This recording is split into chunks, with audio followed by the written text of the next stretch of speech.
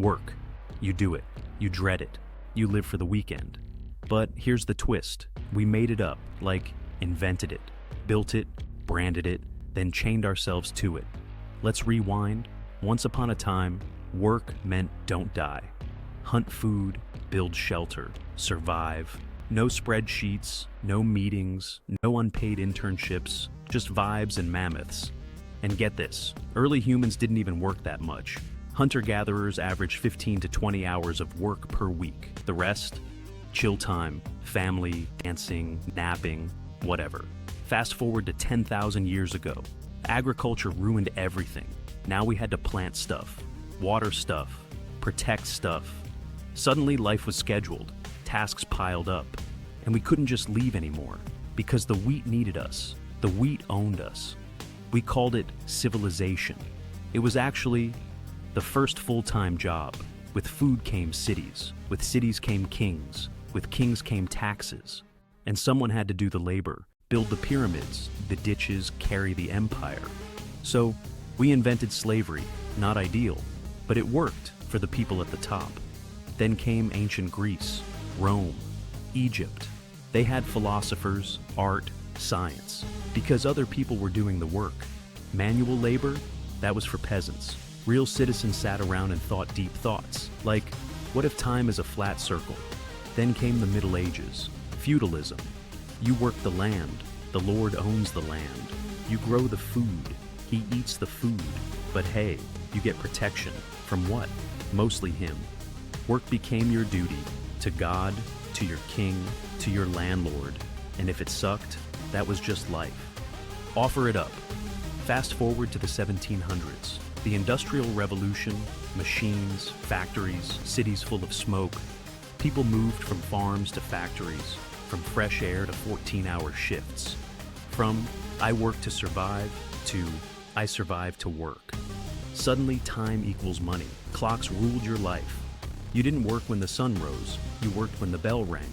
Late, docked pay, sick, fired, child, still working. Work wasn't just a part of life. It was life. Then came the 20th century, the office. Dress codes, desks, cubicles, soul erosion, punch in, sit still, pretend to care. If you were lucky, you got promoted. If you weren't, you got a mug that said, hang in there. But here's the kicker. None of this was natural. It was built, structured, optimized to extract value from you. And so, we invented the weekend only because workers fought for it. We invented the 8-hour day because people were literally dying. We got holidays, sick days, lunch breaks, all from resistance, not generosity. And then we made it worse. Hustle culture, rise and grind.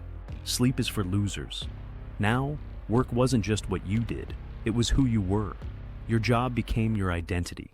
Your LinkedIn bio is your personality. You're not a person who does graphic design. You're a creative visionary leader with a passion for brand storytelling. Cool. Then came remote work. Great at first. Work in your pajamas. Skip the commute.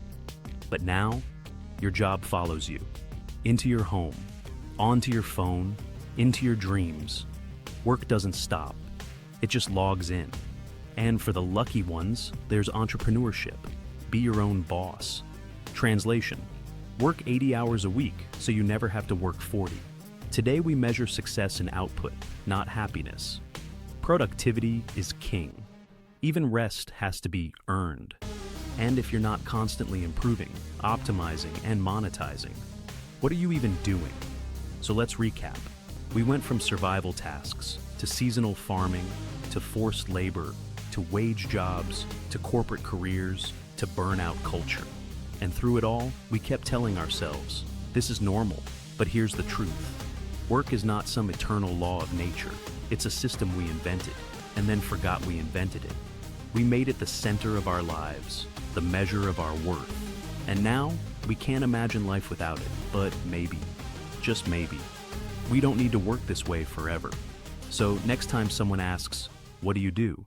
Feel free to say, I survive a system we built 10,000 years ago.